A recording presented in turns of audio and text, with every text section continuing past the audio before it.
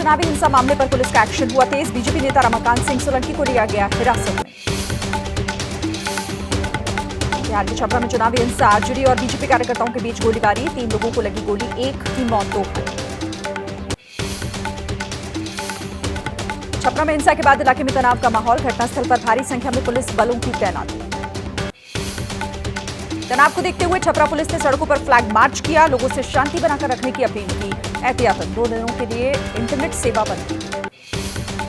पटना के पीएमसीएच पहुंची रोहिणी आचार्य, छपरा हिंसा में घायल व्यक्ति से मुलाकात की। आरजेडी के वरिष्ठ नेता भोला यादव भी साथ रहे। छपरा कांड पर बोले तेजस्वी यादव, कहा चुनाव में हार की बौखलाहट में कुछ लोग ऐसी घटनाओं को अंजाम दे रहे हैं। छपरा हिंसा पर सियासत हुई तेज, बीजेपी ने आरजेडी पर लगाया आरोप। नितिन नवीन ने कहा घटना के पीछे आरजेडी का हाथ। बिहार के पूर्वी चंपारण में पीएम मोदी का विपक्ष पर प्रहार, बोले 4 जून की हार देखकर इंडिया गठबंधन की बौखलाहट बढ़ी, इसीलिए हमारी योजनाओं पर उठा रहे हैं सवाल। हरियाणा के रोहतक में बीजेपी अध्यक्ष जेपी नड्डा का रोड शो, बीजेपी उम्मीदवार के लिए वोट मांगे। हरियाणा के कैथल में सीएम पुष्कर सिंह धामी की रैली, हरियाणा में छठे चरण में 25 मई को होनी है वोटिंग। पश्चिम बंगाल के मिदनापुर में मिथुन चक्रवर्ती को रोड शो के दौरान करना पड़ा लोगों के विरोध का सामना, बोतलें और ईंटें फेंकी। ओडिशा के संबलपुर में गृह मंत्री अमित शाह ने बीजेपी के खिलाफ भरी हुंकार, कहा नवीन बाबू ने ओडिशा का अपमान किया, जगन्नाथ यात्रा को बंद करने की साजिश की गई। यूपी के सिद्धार्थनगर में सीएम योगी की रैली, कहा पाकिस्तान के पास एटम बम है तो भी डर क्यों, अगर उसने कोई दुस्साहस किया तो उसका अस्तित्व मिटा देंगे। दिल्ली के सीएम अरविंद केजरीवाल का अमित शाह पर प्रहार, कहा कल उन्होंने दिल्ली के लोगों को पाकिस्तानी कहकर गाली।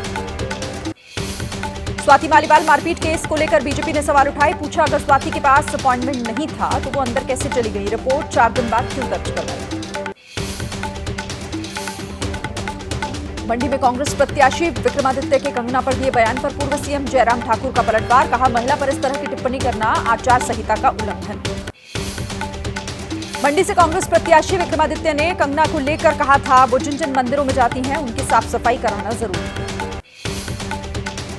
5वें चरण में 49 सीटों पर 60% से ज्यादा हुआ मतदान, पश्चिम बंगाल में सबसे ज्यादा 76%, सबसे कम महाराष्ट्र में 54% वोटिंग। पूर्व सीएम हेमंत सोरेन की पत्नी कल्पना सोरेन आज जमशेदपुर में दिखाएंगी दम। इंडिया अलायंस की प्रत्याशी के समर्थन में दिल्ली और पंजाब के सीएम भी शामिल। अरविंद केजरीवाल आज उत्तर पूर्वी दिल्ली सीट पर भरेंगे हुंकार, कांग्रेस प्रत्याशी कन्हैया कुमार के समर्थन में शाम 6 बजे भजनपुरा में करेंगे रोड शो। पूर्व प्रधानमंत्री राजीव गांधी की 33वीं पुण्यतिथि आज, दिल्ली के वीर भूमि पर सोनिया गांधी, राहुल गांधी समेत पार्टी के तमाम बड़े नेताओं ने श्रद्धांजलि दी। बीजेपी के खिलाफ खुलकर सामने आए राजा भैया, कहा कौशाम्बी में बीजेपी उम्मीदवार के खिलाफ एंटी इनकम्बेंसी, 3 सीट पर समाजवादी पार्टी को दे चुके हैं समर्थन। मनीष सिसोदिया को नहीं मिली राहत, राउज एवेन्यू कोर्ट ने 31 मई तक बढ़ाई न्यायिक हिरासत, 31 मई को दोपहर 12 बजे होगी अगली सुनवाई। झारखंड के पूर्व मुख्यमंत्री हेमंत सोरेन की याचिका पर सुप्रीम कोर्ट में तकरीबन 1.5 घंटे तक चली सुनवाई, कल भी होगी बहस। प्रचार के लिए हेमंत ने की है अंतरिम जमानत की अपील। गाजीपुर के सांसद अफजाल अंसारी की चुनावी तकदीर का फैसला आज, गैंगस्टर मामले में मिली 4 साल की सजा के खिलाफ इलाहाबाद हाईकोर्ट में होगी अंतिम सुनवाई। श्रीनगर में बीजेपी कार्यकर्ताओं का प्रदर्शन, बीजेपी कार्यकर्ताओं को सुरक्षा न दे पाने के आरोप में स्थानीय प्रशासन और पाकिस्तान के खिलाफ निकाला गुस्सा। कर्नाटक